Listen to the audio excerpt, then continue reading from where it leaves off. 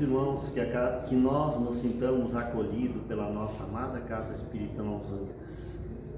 A luz do Evangelho precisa estar em nossos corações.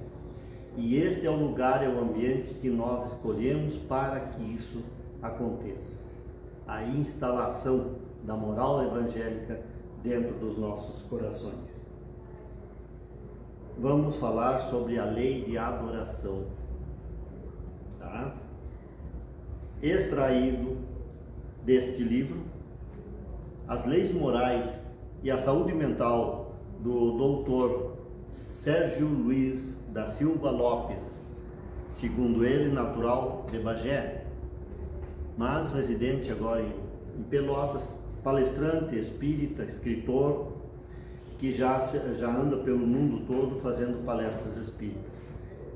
No Clube do Livro de alguns meses atrás, um ano e meio atrás, não lembro bem, nós recebemos esse livro do Clube do Livro da FERGS, nosso Clube do Livro, e do Livro dos Espíritos, na terceira parte do Livro dos Espíritos, no capítulo 2 da Lei de Adoração. O capítulo 1 dessa terceira parte do Livro dos Espíritos é uma espécie de introdução ao terceiro livro do Livro dos Espíritos, que vai falar sobre as leis naturais ou as leis divinas. E, na ordem colocada por Allan Kardec, ou pelos Espíritos, coloca nas 10 leis morais, em primeiro lugar, a lei de adoração. Com isso, nós já podemos começar a perceber para onde a espiritualidade nos conduz. Primeiro, nos coloca diante do universo, o Livro dos Espíritos, diante de Deus, diante do universo. Na sua segunda parte, vai nos esclarecer sobre o espírito, antes e depois da morte, a reencarnação, o mundo espiritual, a comunicação conosco. Mas na terceira parte, vai falar sobre as leis naturais. As leis naturais ou as leis divinas, que são 10, segundo a forma escolhida pelos Espíritos ou por Allan Kardec, para nos expor de uma forma didática e inteligível as leis naturais ou leis divinas. Na sua terceira parte, então, no capítulo 2 da Lei de Adoração, na questão 649, que vai ser a primeira desse capítulo, Allan Kardec pergunta em que consiste a adoração. O ato de adorar, a nossa ligação intencional com a divindade. Consiste na elevação do pensamento a Deus. Vejam, não se refere a um culto, a um fato, a uma forma, mas a ligação, simples assim, a ligação do pensamento a Deus, sem maiores detalhes. Aqui já está dito tudo o que nós precisamos saber. É o nosso pensamento ligado a Deus. É o início do processo de adoração. Pela adoração, aproxima o homem à alma. Desta forma, né? Deus, de Deus, pela oração, pela adoração, corrigindo, aproxima o Deus, o homem, a alma, se aproxima de Deus, pelo pensamento, focado, direcionado. Tudo o que nós fizermos nessa vida precisa ter esse embasamento. A ideia de estar ligada às leis divinas. Quando nós conseguirmos tomar consciência de que precisamos colocar tudo sob essa ótica, a nossa ligação com Deus, que é onde nós vamos nos encontrar como seres espirituais em evolução.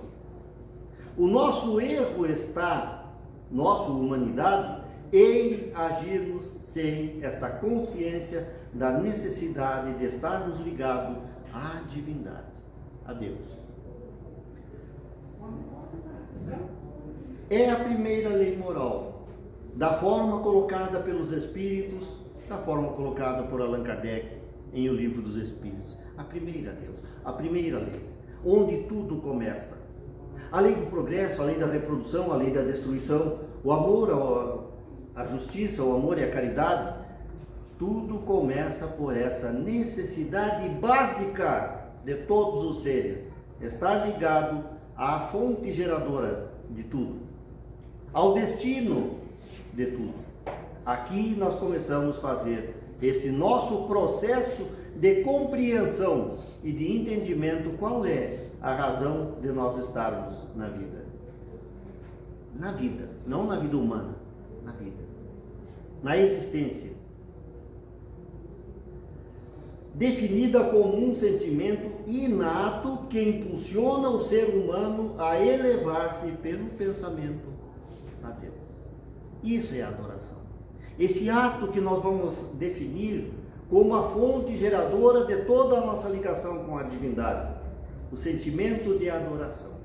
É inato no ser, conforme nos ensina o Livro dos Espíritos, conforme nos ensinam os Espíritos. É inato em todas as criaturas, não é um processo cultural que definiu assim, não é pelo que nós aprendemos, porque mesmo o mais dos ignorantes pode estar ligado, se fizer esse processo de reconhecimento de que há algo em que tudo se origina e vem na nossa direção. Então, definido como um sentimento inato que nos impulsiona a ser humano e elevar, que impulsiona o ser humano a elevar-se na direção de Deus. É inato. Nós procuramos mesmo que não queiramos. Me permito aqui um entre parênteses, quase uma brincadeira. Diz-se que o ateu é ateu, até que o avião comece a cair. O que se quer dizer com isso? Que é inevitável, quando nada nesse mundo tem solução, nós recorremos. E nós diremos assim: se não há, precisa-se que haja. Precisa-se que haja algo além. E esse algo além não é um ser.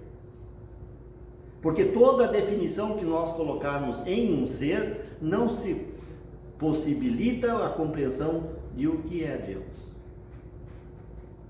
É incompleta toda e qualquer conceituação que nós definirmos com relação a Deus, nunca vai ser completa. É como querer colocar o infinito dentro do finito, que somos nós. Nós somos extremamente limitados. Nós humanos, não é nós individual. Nós humanos, colocando toda a humanidade nesse conceito, nós somos muito incompletos para compreender Deus.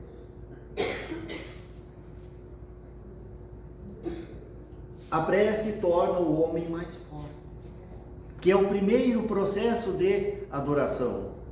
Quando nós colocamos a nossa alma em contato com a divindade, com Deus, com o sagrado,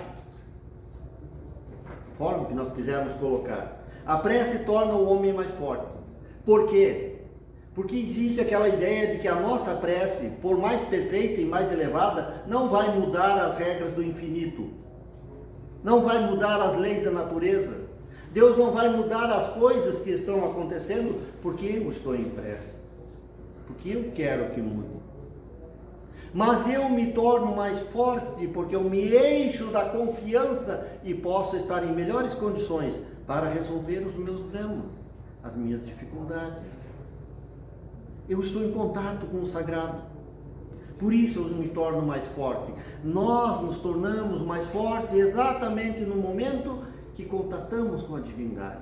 E esse contato com a divindade independe do nosso grau evolutivo, da nossa inteligência, da nossa desinteligência. Porque é natural do ser, todo e qualquer ser que se direcionar a Deus, onde quer que esteja, independente do tempo que leve fazendo isso, eles contatam, sim, com a divindade, através de si mesmo. Todos nós temos dentro da nossa alma o nosso ponto de contato com a divindade, que é a luz que há em todos os seres. Quando Jesus disse, brilhe a vossa luz, o que ele quis dizer? A nossa luz, a luz que está dentro da nossa alma, esta precisa brilhar, por mínima que seja. E esse será o nosso contato com a divindade. Nos tornaremos mais fortes, porquanto aquele que ora com fervor torna-se mais forte, e Deus envia a ele a presença dos bons espíritos, dos espíritos do bem, que o auxiliarão nesse processo e lhe fortificarão para que realmente consiga aquilo que está pedindo em prece. Esse é o processo do nosso coração, da nossa alma em prece, na nossa ligação com a divindade. A prece não é um conjunto de palavras, mas uma atitude interior que nós podemos revestir de palavras. Mas o que conta é o nosso contato com a divindade. É a nossa alma efervescente na direção da luz, do bem, de Deus, dos espíritos. É isso que conta, é a atitude da nossa alma, que pode não ter palavra alguma, nem pensamento nenhum, mas a intenção clara e honesta de contatar o sagrado. E aí estaremos no processo de adoração, no processo de uma prece. Como nós vemos com isso, a prece independe de onde e como nós faremos. Não precisa ser no culto, na igreja, no centro espírita, não precisa ser no altar, não precisa ser diante do mausoléu, não. É da alma. Nós podemos orar por aqueles nossos que estão, ou melhor colocando, perdoe-me, daqueles nossos que nós colocamos os seus restos mortais lá no cemitério, porque é só isso que está lá. Nós podemos contatar a Deus a favor deles, onde nós estivermos. Não é necessário, não dependemos, não estou dizendo que não se vá-se, porque essa é a forma nossa de prestar a homenagem. Vamos quantas vezes nós quiser, mas nós não dependeremos de estar lá. Nós podemos fazer aqui agora a nossa prece pelos que amamos e que já partiram para a espiritualidade, porque é atitude do Espírito, da nossa alma, de mim, comigo mesmo e com Deus. É isso que conta. Sentimento é o fio condutor da sua potência, da potência da prece. É o sentimento que nós guardamos na alma, e quando nós sentimos, não precisa revestir de palavras, mas nós revestimos de palavra porque a palavra tem poder. Expressão tão usada hoje em dia, mas que nem nós não compreendemos exatamente o que quer dizer isso. Mas sim, a palavra tem poder de modificar a natureza do ambiente onde ela é proferida. E se ouvida por mais e mais pessoas, ou por mais e mais espíritos, pode criar uma energia infinita, por sugestão de uma palavra que se diga. Portanto, queridos irmãos, prestemos atenção no que nós estamos verbalizando. Palavras, para o bem e para o mal. Expressões que eu posso colocar aqui e destruir toda essa energia maravilhosa que os Espíritos nos trazem, com uma palavra. Por quê? Porque a palavra em si já traz um poder que está emanando da minha alma. Mas ao atingir os corações, produz um sentimento. E potencializa. Já pensou? 40, 50 pessoas com uma ideia sugerida por uma palavra mal colocada? Destrói esse ambiente maravilhoso que o Vilmar nos construiu através da prece. Por que nós fazemos uma prece antes de começar o trabalho? Para que todos nós, nos unindo à mesma prece, elevemos os nossos sentimentos, nossos pensamentos. O sentimento, esse fio condutor, ele foi conduzido através das palavras, elevar o nosso sentimento e nos harmonizarmos num patamar acima do normal que nós vivemos no dia a dia. Por isso a prece. Por isso, nós precisamos nos harmonizar através das palavras da prece, porque as palavras proferidas da prece vão sugerindo ideias naquele que ouve. Olhem só a importância do que nós dizemos. Tem palavras que nós precisamos riscar do nosso vocabulário. Definitiva. E isso é questão de atenção, de vigilância. Por falar em vigilância, orando bastante, para que nós possamos vigiar o que nós estamos pensando, dizendo, fazendo, e estejamos, através da prece, ligados ao patamar superior de vibração. Quem tem o hábito da oração sabe a diferença que faz isso. Podemos parar e conversar com os nossos irmãos. A diferença que faz quando nós nos propomos a orar. Por mais individual que seja. Aliás, Jesus disse: vá para dentro do teu quarto, fecha a porta. Ele quis dizer o quê? Individualizar-se. Sair do meio do burburinho, das sugestões e voltar-se para dentro desse, não para dentro do quarto, não necessariamente para dentro do quarto, que também é válido, porque também é uma forma de individualizar-se. Por que nós fechamos os olhos no momento da prece? Para voltar para dentro do quarto.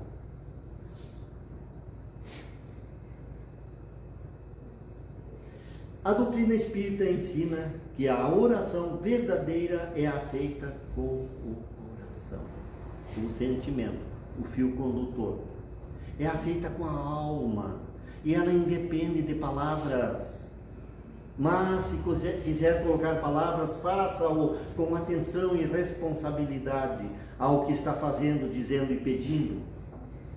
Diz uma brincadeira popular que nós devemos falar baixinho, porque se estiver passando um anjo, ele pode ouvir e atender o que nós estamos dizendo.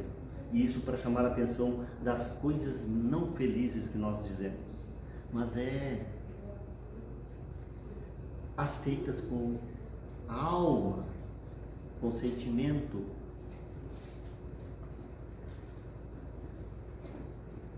Como nos ensina essa santa e doce criatura. Vamos primeiro olhar para a imagem. Olha a candura dessa imagem. Ela cala no nosso coração e sensibiliza-nos pela sua expressão, mas ao mesmo tempo, abstraindo da imagem geral, foca nos olhos, porque ela pode ser pequenininha, enrugadinha, mas olha a força que ela traz no olhar. Por quê? Porque ela está ligada ao sagrado. Nos ensina a Madre que as mãos que ajudam são muito mais sagradas do que os lábios que oram. As mãos agindo para o bem, você não precisa falar nada, apenas agir no bem teu e daqueles que estão contigo. É isso que Madre Teresa nos ensina aqui agora. Para isso, desenvolvamos a atitude de entregar-se. A prece, a adoração, entregar-se. Entregar a nossa alma, as nossas energias, as nossas melhores energias. A entrega é um processo ativo da consciência, extremamente fortalecedor. Quando nós nos entregamos realmente ao que nós estamos propondo, através da prece, que nem sempre as palavras conseguem traduzir exatamente o que nós queremos, porque Deus não ouve as nossas palavras. As nossas palavras servem para nós, de estímulo, mas a Deus conta o que está na alma, no sentimento. E esse processo de entrega é fortalecedor, extremamente fortalecedor, porque aí você está dando tudo o que você tem dentro da sua alma, de melhor. Saber entregar e entregar-se é uma atitude que demonstra maturidade psíquica. Ai, ai, ai. Entregar-se naquele momento da prece mostra que você confia, que você tem um psiquismo formado e que está agindo conforme a sua intenção mais íntima. Ela se expressa naturalmente em nós. Para isso precisamos conquistar maturidade psíquica, que é domínio sobre os nossos sentimentos e pensamentos, de uma forma consciente e direcionada, para que ela alcance o que nós precisamos alcançar através desse momento, dessa prece, desse sentimento, dessa ação. Saber entregar a Deus é uma qualidade que demonstra confiança e humildade. Precisaremos ter essa confiança absoluta na sua presença, mas exige de nós uma certa humildade. Porque só se entrega aquele que reconhece o seu lugar perante a divindade.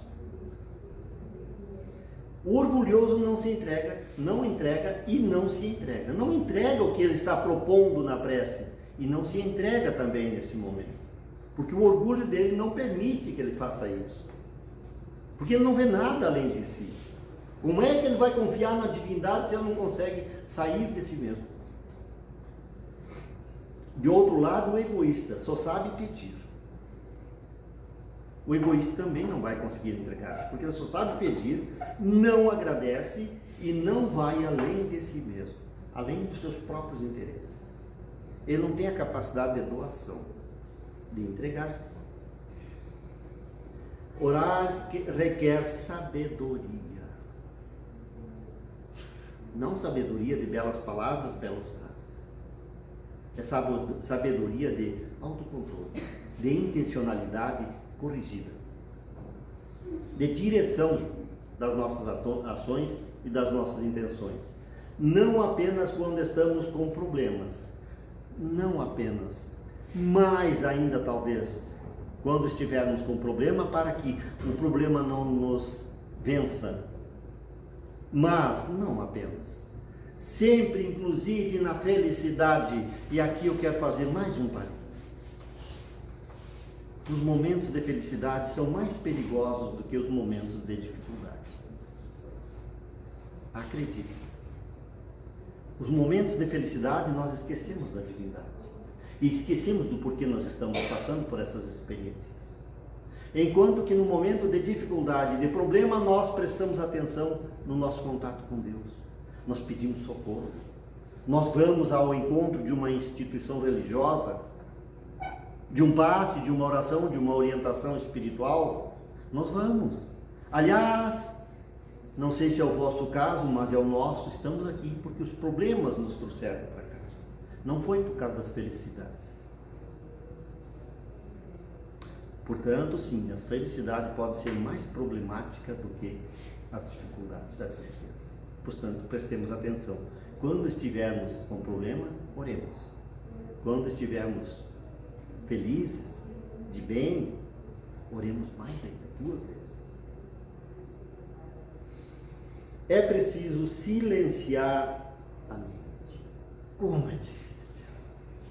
Nesse mundo tão conturbado, nessa ansiedade em que nós vivemos. Como é difícil silenciar. Quando eu comecei a aprender a usar o mecanismo da prece, e que eu não tinha nem noção ainda do que estava fazendo e de como chegar lá, mesmo porque a ansiedade era outro estágio, e eu não conseguia me concentrar numa oração, o que eu fazia? Eu começava a repetir o Pai Nosso, pelo menos até onde eu conseguisse, porque quanto maior a ansiedade, menos consegue fazer uma sequência de frases corretas, mas até conseguir acalmar um pouco o coração. Repetia, prece repetida, sim. Mas eu repetia até conseguir me acalmar o suficiente. Aí sim, punha minha alma em prece. Silenciar a mente. Silenciar. Aqui mais um entre parênteses. Divaldo, chegando na espiritualidade, levado por Joana de Ângeles para participar de uma atividade lá no mundo espiritual, quando disse o mentor: Silenciem, vamos entrar em estado de prece. E ele, contritamente, entrou em estado de prece. E Joana de Ângeles, silêncio.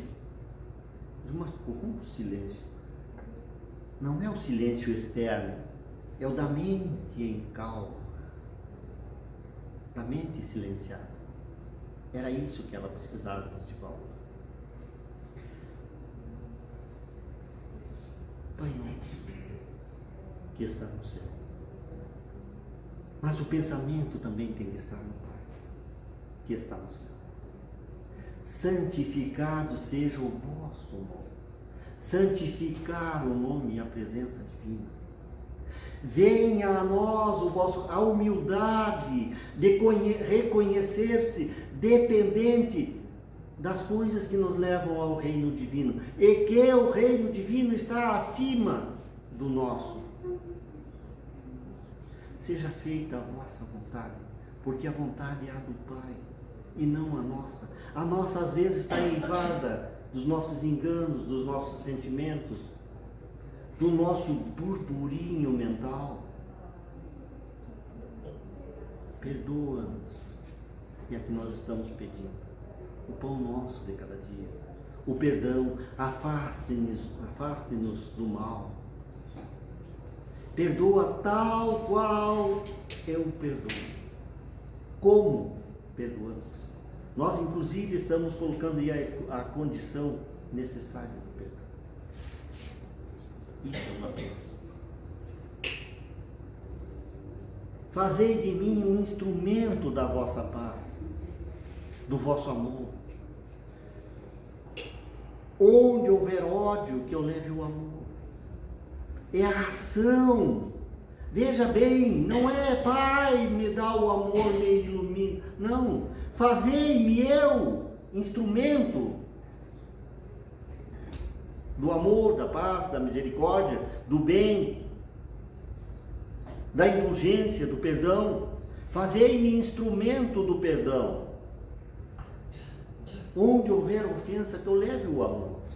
Onde houver a discórdia, que eu leve a união. Eu leve a união onde há a desunião. O perdão onde há o erro. Que eu procure mais confiar, mais amar, mais compreender. Eu faça isso.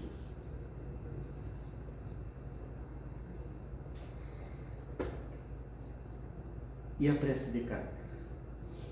Deus nosso Pai, vós que sois todo o poder e bondade, dai a força àquele que passa pela provação, dai ao homem a compaixão e a caridade.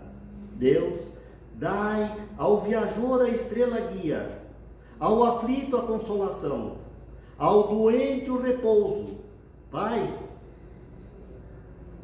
dai ao culpado o arrependimento, ao espírito a verdade, à criança o guia, ao órfão o Pai. Senhor, que a vossa bondade se estenda sobre tudo que criaste. Piedade, Senhor, para aquele que vos não conhece, esperança para aquele que sofre. Que a vossa bondade permita aos espíritos consoladores derramarem por toda parte a paz, a esperança e a fé. Deus, um reflexo, uma centelha do vosso amor pode abrasar a terra. Deixai-nos beber na fonte infinita da vossa bondade fecunda, e infinita. E todas as lágrimas secarão, todas as dores se acalmarão. Um só coração, um só pensamento subirão até vós. Como um grito de reconhecimento e de amor. Como Moisés sobre a montanha, nós vos esperamos, de braços abertos, ó bondade, ó poder, ó perfeição, e queremos de alguma forma merecer a vossa misericórdia. Deus, dai-nos a força de subir, de ajudar o progresso, a fim de subirmos até vós. Dai-nos a caridade pura, dai-nos a fé e a razão. Dai-nos a simplicidade que fará da nossa alma um espelho, onde se deve refletir a vossa Santíssima Virgem, como é longe, mas como é fervoroso esse estado de prece. Essa prece foi recebida em um centro espírita, lá no período de Allan Kardec ainda, ou um pouco depois, por uma médium de um centro espírita daqueles mais pequeninos de Paris, por um espírito chamado Caritas. Por isso, prece de Caritas. Vós que sois todo poder e bondade, uma fagulha do vosso amor pode abrasar a terra. Que essa fagulha atinja o coração de nós outros. Que a paz, que a luz do Mestre Divino alcance sempre os nossos corações. Que assim seja.